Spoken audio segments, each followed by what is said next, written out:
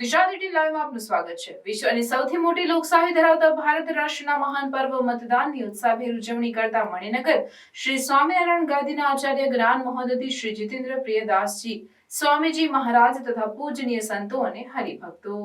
મણિનગર શ્રી સ્વામિનારાયણ ગાદી સંસ્થાના આચાર્ય જ્ઞાન મહોદધિ શ્રી જીતેન્દ્ર પ્રિયદાસજી સ્વામી મહારાજે સત મંડળે સહિત લોકસભા ચૂંટણી 2024ના ત્રીજા તબક્કા માટે મતદાન કર્યું હતું। પરમ પૂજ્ય જ્ઞાન મહોદધિ આચાર્ય સ્વામી મહારાજે મણિનગર અમદાવાદની દુર્ગા સ્કૂલમાં સવારે ઉમંગભેર મતદાન કર્યું હતું।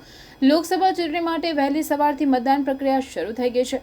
સવારના 7 વાગ્યાથી મતદાન પ્રક્રિયા શરૂ થઈ ગઈ હોવાથી શહેરીજનો મતદાન બૂથ પર લાઈન લગાવીને ઉભેલા જોવા મળી રહ્યા છે।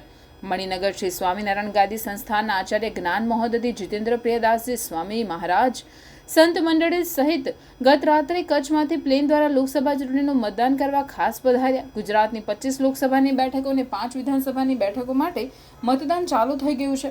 તમામ મતદાન કેન્દ્રો પર વહેલી સવારથી મતદારો મતદાન કરવા કતાર લગાવીને ઊભા જોવા મળ્યા હતા।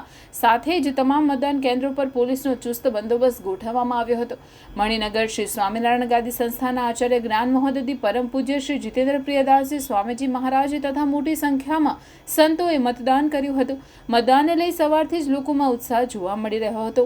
વળી પરમ પૂજ્ય જ્ઞાન મહોદધિ આચાર્ય સ્વામીજી મહારાજે જણાવ્યું કે મતદાન લોકશાહીના મહાપર્વનો અવસર છે, ત્યારે આ મહાપર્વમાં દરેક મતદારે પોતાના પવિત્ર મતાધિકારનો ઉપયોગ કરે અને લોકશાહીનું જતન કરવામાં સહભાગી બને તે માટે પ્રોત્સાહિત પણ કર્યા હતા।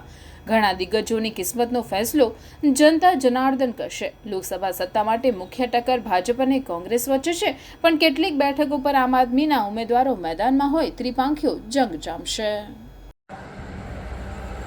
મણિનગર શ્રી સ્વામિનારાયણ ગાદી સંસ્થાનના આચાર્ય જ્ઞાન મહોદધિ શ્રી જીતેન્દ્રિય પ્રિયદાસજી સ્વામીજી મહારાજ ગઈ રાત્રે જ કચ્છમાંથી અમદાવાદ આવ્યા હતા અને મોટી સંખ્યામાં પૂજનીય સંતો પણ મતદાન માટે અહીંયા મણિનગર પધાર્યા હતા।